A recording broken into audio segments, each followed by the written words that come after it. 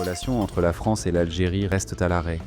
La relation est totalement gelée, a regretté le ministre français des Affaires étrangères, Jean-Noël Barrot, dans un entretien accordé le dimanche 11 mai à France Inter, France Télévisions et Le Monde.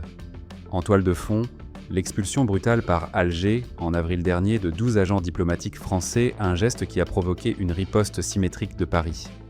Le chef de la diplomatie française n'a pas mâché ses mots. Selon lui, la responsabilité de cette crise incombe aux autorités algériennes, accusées d'avoir agi unilatéralement, sans concertation. Il a également souligné les conséquences humaines de cette décision. Ce ne sont pas de simples fonctionnaires que l'on renvoie sur un coup de tête. Ce sont des hommes et des femmes, avec des familles, des enfants, des vies que cette mesure a bouleversées. Alors que l'ambassadeur de France en Algérie, Stéphane Romattet, a été rappelé à Paris pour consultation, sans date annoncée de retour, Jean-Noël Barrot a laissé entendre que de nouvelles mesures de rétorsion ne sont pas exclues. Nous avons déjà restreint l'accès au territoire français pour certains dignitaires.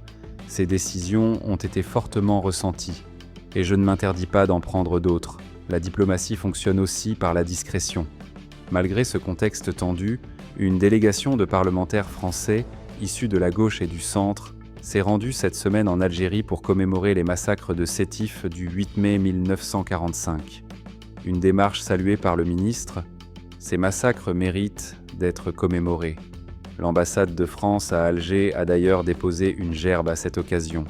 Cela s'inscrit dans notre politique de mémoire et de vérité, engagée depuis 2017. Mais cette volonté mémorielle, aussi sincère soit-elle, ne suffit pas à réchauffer les relations diplomatiques. Il est toujours positif que les parlementaires puissent se rendre sur place, mais cela ne change rien.